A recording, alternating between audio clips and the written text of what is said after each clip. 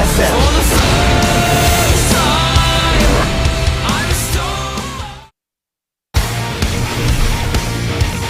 Welcome back, everybody, to the GSL Code S. My name is Valdez. Joining me is Moonblade. Replacing Tasis and Artosis here. We are Moondez, the new Archon. The new casting Archon. And we're about to cast Solar versus GuMiho here in the losers match. Fighting for their lives, Valdez. They have to win this game or they are out of the GSL. And they're going to have to qualify again next season. Solar, I have to say, just... I mean, we didn't really get to see much of his play against Sari just because Sari cheesed him out twice, and Solar did not scout it both times. That's the thing with cheeses. If it doesn't get scouted and you play greedy, you are going to lose. You are going to die. With Solar. I really want to see, first of all, if GuMiho does the same thing, because Solar, you know, he goes down to it twice, and GuMiho's like, well, I can do that too. That's really, really easy.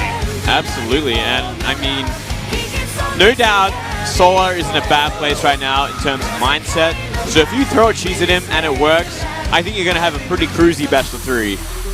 So maybe we will see that kind of cheese from GuMiho. We're going to just have to wait and see. It is going to be on the map. It's in Korean, Valdez. Iron Fortress. Cholong Song. Yep, Iron Fortress here. Overgrowth, and then Sejong Station for maps 2 and 3. Deadwing and Bonnie Reacher Station banned out by Solar, so it doesn't want to play those big, long maps. Yeah. Okay. And, Merry-Go-Round and Expedition Lost banned out for GuMiho. Interesting that GuMiho got rid of Merry-Go-Round. But, yeah, GuMiho does love his mech. He probably is more entitled to use it against Zerg after the patch now, because Swarmos are a lot weaker. Yeah, this makes sense. He's a meching Terran. These are decent meching maps. I would not be surprised to see him do it. I'm on the same page as you here, Moonblade. But guys, let's jump into the losers match for the GSL Code S Group A. Down here in the bottom right in the red, our Zerg player. He is Solar. Welcome. That's him. It's Solar. The cheesed Zerg, we'll call him. And down here in the bottom left, MVP GuMiho. the Towel Terran, or as Guri called him, Sweaty Hands. Yeah, Mr. Sweaty Hands. Yep. Let's see how careful we are going to see Solar play, as we already see that drone scout out in the map. Doesn't want to fall again to Terrans proxying him, because that would be pretty embarrassing. Wouldn't have to worry as much on this kind of map, though, because it is a 4-player map, obviously, and it is very big. But still, you know, there is ways that Terrans still can proxy. They can still throw down, you know, proxy 2 racks, just scout with a couple of SCVs. What's up, guys? Looking good. Yeah. And from there, I mean, they can get a nice bunkering down still. And if you're going to play greedy, they will kill you. They definitely can. It's so funny to see Solar actually scout this much. It's not even the same Terran, it's a different Terran. And he's just like, well, I guess I just have to scout this much. I have to be that safe. He has to be that safe. And yeah, it would just be embarrassing and just absolutely horrible to lose that way again. But I think we are going to see a much longer game this game, because GuMiho is the kind of player to go mech. And while I don't think this is the perfect mech map, maybe he still finds a way to do it anyway. The base is just a little too spread out, I think, in my opinion, for mech to really be that decent compared to the maps like Deadwing or King Sejong Station. Yeah, I would agree with you there. We have seen Terrans try to force it before, but I don't know. This Reaper's going to pop out here. It may be able to see the Overlord, but I think Solar has identified the fact that a Reaper's coming out, and he's like, well, I just want to hide this to make sure that he has no idea where I'm coming from. Delay that scouting as much as possible. And yeah, turning it around the moment he sees that Rax. And he does see the CC as well, so he probably knows what he's up against. And it's going to be that Reaper reactor style, so he's going to get a number of Marines out pretty early. Going to help out with defense. Yeah, as this game kind of transitions out. Yeah, I'm glad we're going to see a bit of a longer one here. I mean, at least longer than the first TVCs we saw today. Not necessarily, you know. Longer than the TVs, that's for sure. But let's wait and see how much longer. So there's still ways that both players can kill each other. GuMiho, you know, he does love his Hellbats as well. He does love his Hellbat Banshee timings. That can kill very quickly as well, under 10 minutes. So let's not count anything out right now. Lots of Marines already coming out. Factory being built here from GuMiho. Could definitely put on a bit of drop pressure with a bunch of these Marines that do come out. Reaper's going to come up here, see the Lings and the Queen, and not much else. He's going to be forced to back up. Simply just run into them, and Solar will stabilize. Well, he will remain stable. No harassment, no damage. This is the longest game he's played today already, I have to say. It's funny, but it's true. It's sad, but it's true. Gonna swap out with the Factory, and looks like just getting 4 Marines with what looks like a bunker. Maybe just be safe at the front. Yeah, this is the kind of style that you normally see with the Reaper reactor. You get 4 Marines out while that Factory is building. Drop the Factory, you go straight into Hellions, and from here, most likely going to be Banshee, I'd have to say, I think. Or it could just be a Medivac, and we see an Armory go down very shortly. And that actually might be it, because we are still seeing Marines being made out of this barracks. Yeah. No bunker, actually. That was a supply depot at the front. Just beginning to start that wall. There's the Medivac. There's that Medivac. He might not even want to go for an Armory. You know, he might just simply go for Marine drop in the main, Hellion run by in the natural, and just go for drone damage. That is also a great sort of attack. And we have seen GuMiho go for that before as well. He's actually going to go up to 6 Hellions at least, by the looks of things. Very smartly from Solar, making that Spine Crawler in the natural. Going to help in defense a little bit. And the Baneling Nest is maybe a little late for what he's up against. Let's see when GuMiho is going to be aggressive as well. He's going to wipe out this first Overlord. It's going to produce the vision of exactly how many Hellions are popping out here. 6 at the front, it looks like, and a bit of a drop going towards the main of Solar, exactly what you were saying. Looks like this one Overlord over here is going to scout. The Medivac coming in. These Hellions might not find much, actually. There's 2 Queens and a Spine, and a lot of Lings coming out to help deal with this. Maybe GuMiho won't commit too much. It wouldn't even be a bad idea if he actually did throw down that Armory and just go into a lot of Hellbats. I would love to see that transition. Yeah, he definitely could. What we are seeing from GuMiho, though, is double Engineering Bay and Stim coming out here. So we are going to see, actually, Bio come out of GuMiho. Yeah. Of course, you can also play that Bio style, and for this map, I think it would be much more decision. Advised, I'd have to say, yeah. Because of how spread out the 3rd and 4th are, you're going to have a horrible time trying to defend against, you know, Zergs with Mass Roach or Rumbys or Mutas. And Hellions, you know, picking apart some, getting one Baneling. And no doubt going to want to try his best to stop the creep for as long as possible. Could even deal with these Queens. Ooh, nice little drop over here, getting a great position, but he's not going to commit to it. Orso just going to come over here with those Hellions. Both of these Queens having a decent amount of energy, actually, so able to survive for a long time. Already taking out 1 Hellion. And GuMiho may even lose another one, and he does. Meanwhile, at the front, putting some poke damage on his Solar. A bunch of Speedlings. And this could very well get cancelled if, well, it could have got cancelled if we actually saw the Hellions in position, but he brought them back home to try and catch those Lings that were harassing the CC. So these Marines are going to stutter back. Queens should be able to clean this up or at least get rid of this Medivac. But the Hellions, looks like they were thinking about going into the natural, but changed his mind at the last second. Yeah, this is very, really nice hit there with just 1 Baneling. Perfect hit. This is very patient harass from GuMiho. He's not committing to anything. If he senses any little bit of danger, he just backs up immediately. Yeah, I kind of disagree with that as well, Valdez, because I feel like he could have definitely canceled this 3rd base if he had his Hellions in position, or if his Marines committed just a little bit longer. But now, he can't do anything with this. He can't do anything with the Hellions either because Mutas are on the map. He's going to try and delay these Mutas from harassing his main and natural for as long as possible with this Marine drop, which is pretty good. It's pretty cool. He could actually kill 1 Muta. Oh, he doesn't target it. Yeah, doesn't target it. Hellions coming back. Ooh, nice little lineup. Yeah, he's going to get a couple more here, it looks like. Not the worst of trades. 5 drones for a few Hellions. At this point in the game, they are pretty useless unless you want to make them into Hellbats. No desire to do that just yet, though. to be focusing on his upgrades. And he is up a whole set of upgrades essentially at this point. You know, 1-1 about to finish. So GuMiho is still in a great position. He's going to be taking his third. Yeah.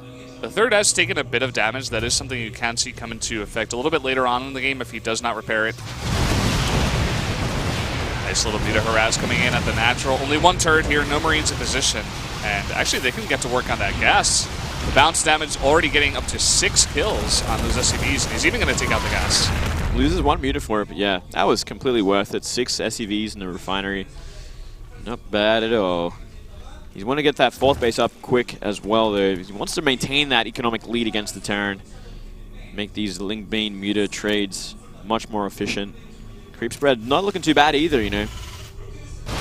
Here we go. Looks like GuMiho going to be going for an attack. And what do we see from Solar is the next question. We see currently about 5 Banelings in position. 32 Lings as well, so he does have a pretty healthy army. He's actually going to counterattack with all these Lings. Yeah, I love this counterattack. There's no defense there right now, and this might just force GuMiho to pull back. Oh, does he really want to pull back? At this point, he's sitting on like the natural. He's sitting on the 3rd base. He could just simply move forward and try and attack, but I guess this counterattack is just simply doing too much damage. Let's see these Baneling hits. No splitting coming in. All of this bio going to be forced to pick up and run away. And finally, he deals with that 3rd base aggression. And Solar, he's gotten so much momentum from this. All these mutas actually able to take out the rest of the bio, and now these medevacs way out there. 2 of them going to go down. Yeah, he does not want to be fighting without Banelings at this point, but still such a great trade from Solar. Shutting down that force, you know, gives him so much space on the map, gives him the ability to creep spread even further, secure this 4th base, and he's already got a 30 supply lead from that attack. Yeah, don't know about that Overseer. Maybe just been a bit of a misclick there. Yeah. Well, gets a little scat off, I guess, in the army and see what's there. He is sitting pretty there. He has a lot of mutas out already. Currently at 19, so that's actually a big threat in itself. GuMiho is really going to have to commit to a lot of turrets, a bunker, or a lot of Marines sitting around both bases. 3rd in the natural. Nice Widow Mine placement there. Actually on the left side of the 3rd base. Good foresight out of GuMiho. I mean, GuMiho, he's definitely on the back foot. He has to defend here. He's going to not really be able to put much pressure on. Even this drop is going to be scouted, so the muta's going to go up there and deny that.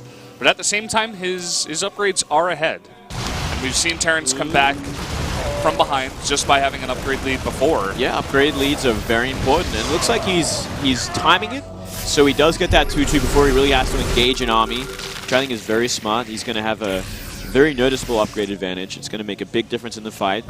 So long as he gets a good position, splits well. Oh my god, this is so many mutas, and all of these SCVs are repairing that one missile turret. They do keep it alive. Oh, the Marines! They find the mutas. Oh, so many went down. Yep, huge mistake there. He loses about 5 or 6 of them just to those Marines. He's that were down back. to 13 mutas now, so the muta force got significantly smaller. Big oversight there. Paying too much attention. Yeah, so now GuMiho here on 2-2. The upgrades for GuMiho a bit far behind, or rather for Solar. I'm not even sure if he started that +2 attack. Yeah, he did not. He actually does not. He's only on 1 attack with his Lings and Banes. So, I mean, I think the carapace is much more important at this stage of the game, but still, you want that +1 attack, obviously, for Lings to be more efficient against Marines as well. We are going to see a stim in on this 4th base. He's going to try and DPS it down, and I think he will get it. Yeah, he's going to get it. That's pretty big. He's got to be careful with this bio, though. He should be fine. Ooh. Oh. Only 5. Yeah, not bad. But look at this. Widow Mine drop coming into the main. No drilling calls just yet. Oh, hits the eggs, of all things. Not what you want. Uh-oh, a lot of those drones are transferring. Oh, that could be a huge hit, but he doesn't target. He still gets 11 drones in total, but he could have gotten a lot more there, Moonblade. He could have, but look at this counterattack from Solar. He knows how much bio is on the map, and maybe he can shut down this base. And there's just about no resistance from GuMiho whatsoever. Everything's on the other side of the map. That triple drop's going to do some damage into the 3rd base, which in itself is huge, but he's going to have to try and stabilize. He's going to have to try and hold this natural from this many Link Bane muta. Huge damage being done to both sides here, and this is going to force Solar, actually. He was thinking about pulling back. But I guess he'll keep a small part of his forces back there at the third base, just deny GuMiho from taking that one. But GuMiho at the same time denying the fourth base once again of Solar. I definitely think this came out on top for GuMiho. You know, he didn't lose his CC. He got to kill 2 bases for this. His upgrade advantage is going to get even further when +3 attack finishes. That's like the best upgrade. That's the upgrade you want as Terran more than anything else, because it makes such a difference when you go into battle against Lingbane Muta. From here, GuMiho just has to stabilize. He must not throw this army away. But he's so far ahead. His economy is going to be stronger. He just has to have a good fight. Oh, that Widow Mine. 14 Lings went down from that Widow Mine. Yeah, pretty huge hit. At the same time, GuMiho doesn't have all of his stuff in one place. And a huge number of Banelings rolling through now. Even a Thor getting into the mix. He's going to go down. And this might be the one window of opportunity that Solar has. Only the Muta's Moraine though, so you might have to turn this around. +3 attack just finished for GuMiho. This is a pretty crazy game, man. It is incredibly even. Both players have actually taken so much damage, but GuMiho in a huge spot. He's doing so much damage to all these drones, and there's no answer. All of these Banelings going to be canceled, half of them. The other 2 are not going to get much damage done. Yeah, this is a huge trade. Look at the supplies right now. That's actually not enough to even stop this bio. You know, that's 3-3 bio right now with 3 medivacs. It's going to be a very costly trade, and just about every single meter has gone down. Yep, GG. GuMiho somehow holds on, even after getting that third base pretty much decimated there. He had to stop mining there for so long, but he just had enough units to push through, and the upgrade advantage that we were talking about. That's right. The upgrade advantage is the name of the game. I was worried for a second there when GuMiho was moving on to creep with his 3-3, like 95% done. And then we did see that big attack from Solar, but still GuMiho managed to hold on. He had to give up that third, but the counter drop just did way too much damage. Yeah. Solar, man, he looks tilted. He does not look happy with that game. He lost a quick 2 games to Sari in embarrassing fashion, and then he just got outplayed, outmackered in that straight-up game against GuMiho. He's got to be in a really bad place in his mind. I don't even know what I would say to him as the coach here. And what can you say to someone like that? You know, you got cheesed out twice, horribly cheesed out twice, embarrassingly cheesed out twice, as you were saying, and then you just lose a straight-up macro game to your next opponent. It must be frustrating. GuMiho psyching himself up. He was just charging up, man. Getting that electricity going into his hands, rubbing it with his hair. Getting that sweat all through his hair. Yeah, I was just thinking about that too. I'm like, oh no. Solar looking pretty tilted at this point.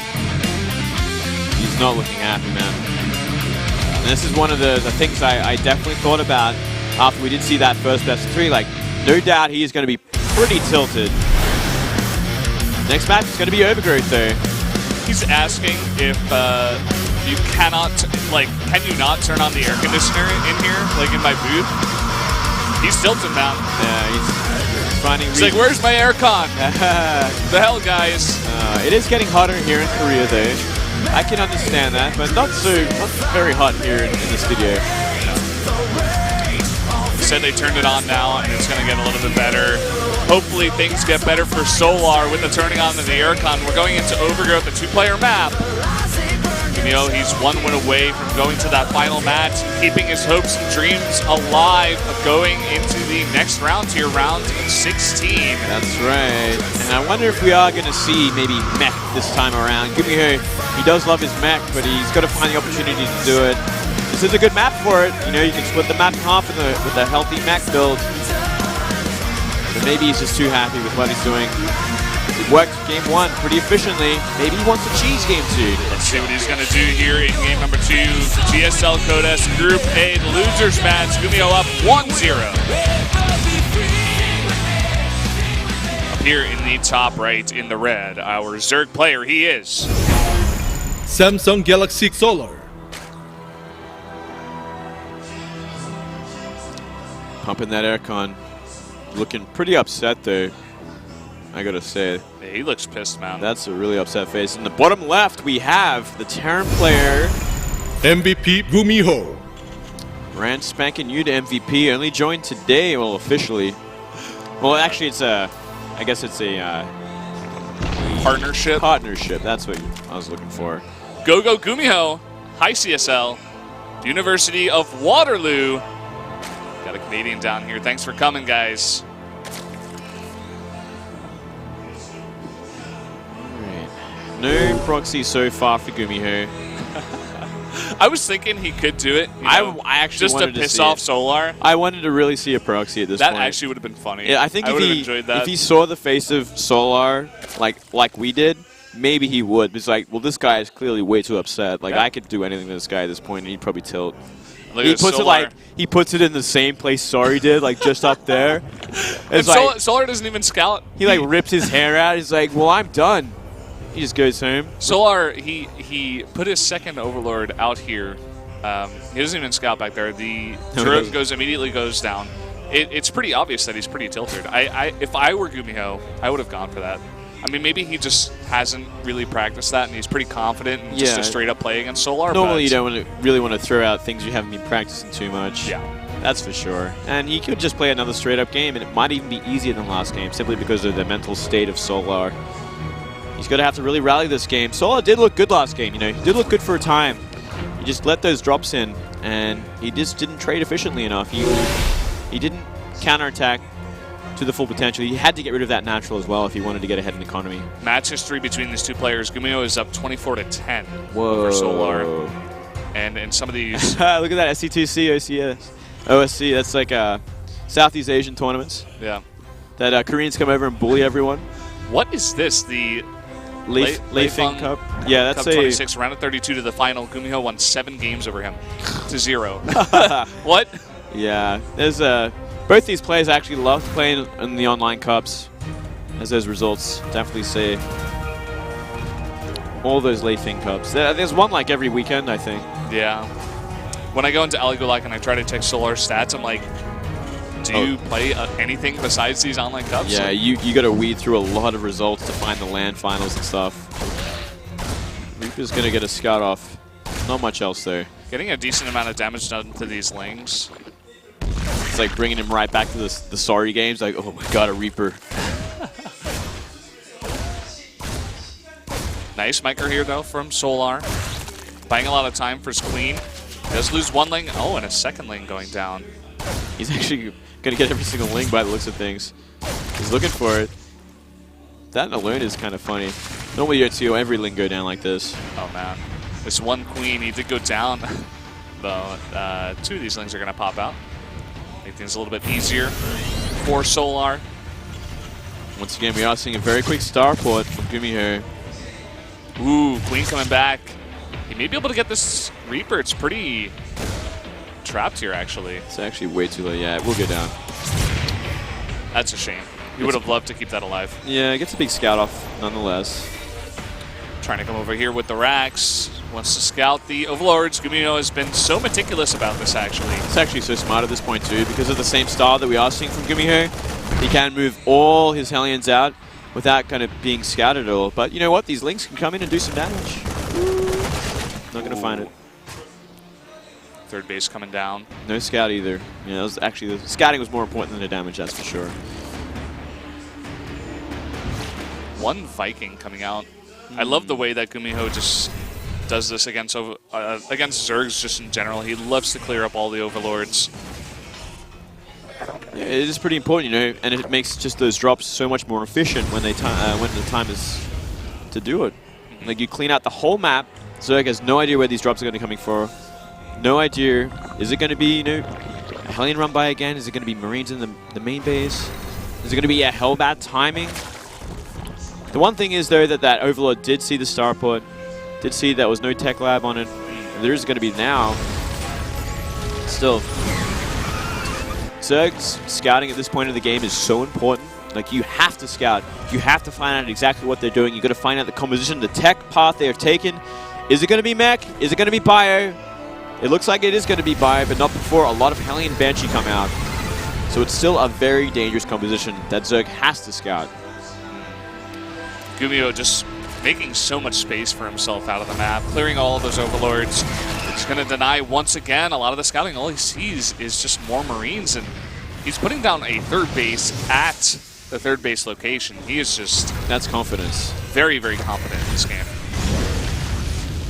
he's not going to get that third shot off. Ling should scout it. And I believe he did. Yep, he did. So he knows. The Banshee's coming out here. One thing to note is that they do not have Cloak. Oh, double armory coming out for GuMiho. I think we're going to see Mech here. Mech boys. All right. I love it, actually. It's a great choice for this map. But you see how meticulous, that's the word, that Solar is scouting. He's trying to find exactly what's going on because he knows what kind of player GuMiho is. He knows that he loves to go for Mech.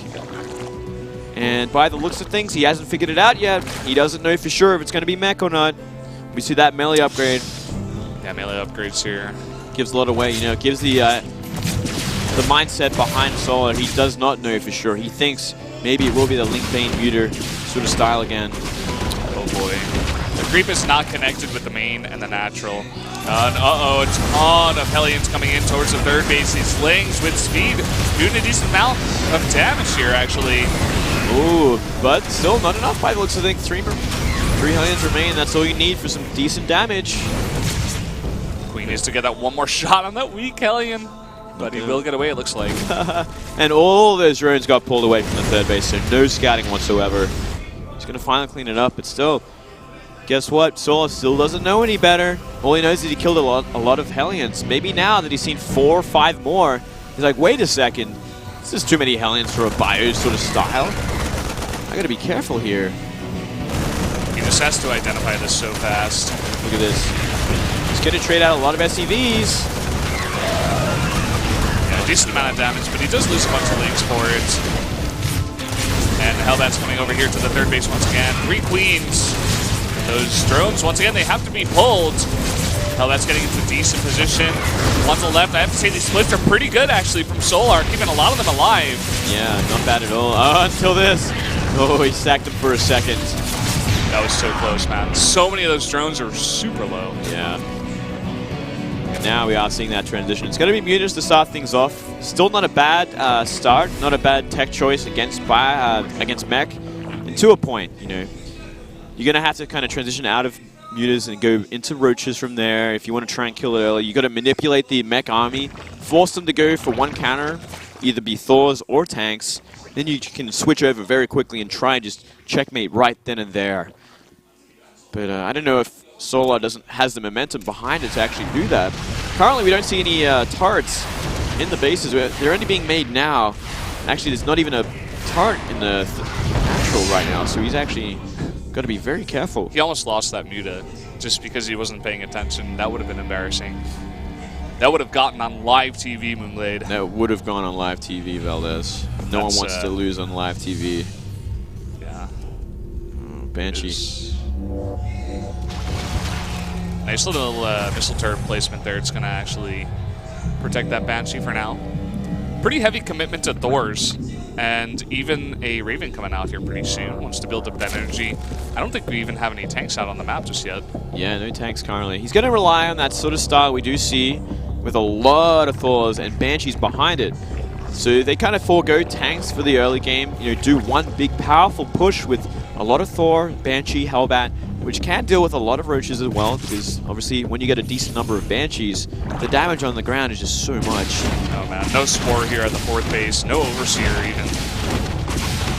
Just getting more and more kills. The Overseer is going to come, and it will be shut down. But again, getting 6 drones, and at the same time forcing a big pull at the fourth base. Just doing a little bit of damage here and there. He knows the composition as well of Solar. So okay, you're going into Hydras from here. You've got Ling Roach Hydra currently. Probably going into a Hive. No doubt going to be Vipers behind that. So he's going to make sure he's got the composition ready for that. And we already are seeing a lot of Thor Hellion so far. Couple of Banshee. And now the tanks begin to be made. 2 at a time. He also added 2 factories. Uh-oh. Bunker just a little bit out of position here. A bunch of SCVs going down. That's actually a lot of SCVs going down. That's actually too much. That's 10 way SCVs. And there's no turret at the natural. I guess he just forgot it, or... Yeah, exactly. I saw this earlier. I'm like, well, he's just not making one there. This is actually a big problem. Thors might just actually clean up these Mutas there.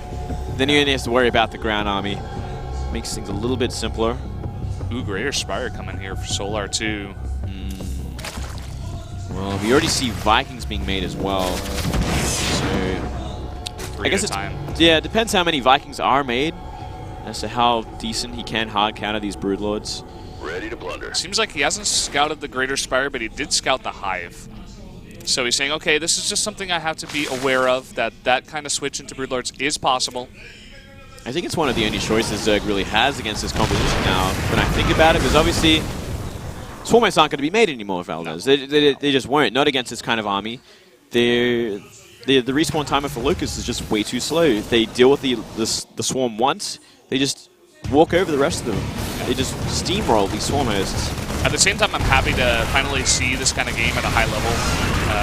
Try to see a Zerg make it against Mech without Swarmos. Here we go. Blinding Cloud's coming down here. Another nice one back there, but that Viper with a lot of energy does go down. Yeah, they're going to do some SCV damage. Ooh, those Blinding Clouds doing a lot.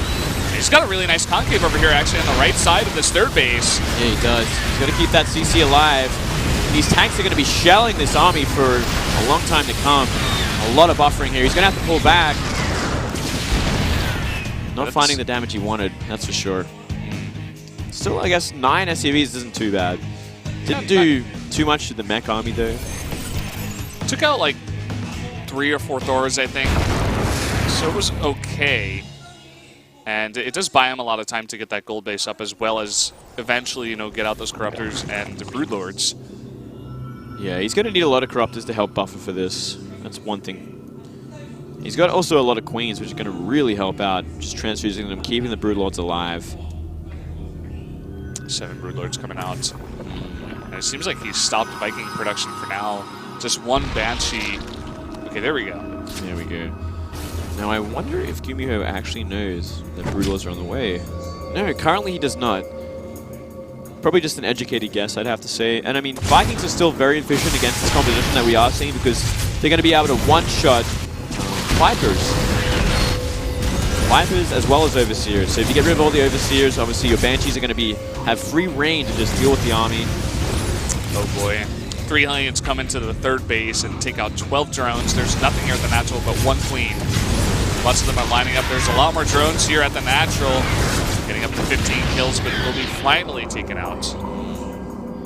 You didn't get a look at the army either, which is a shame. You know, if you got a sneak peek at this Broodlord army, you maybe might be inclined to make a lot more Vikings behind this. But still, he's got a very healthy Viking count. You know, he's sitting at 12 right now.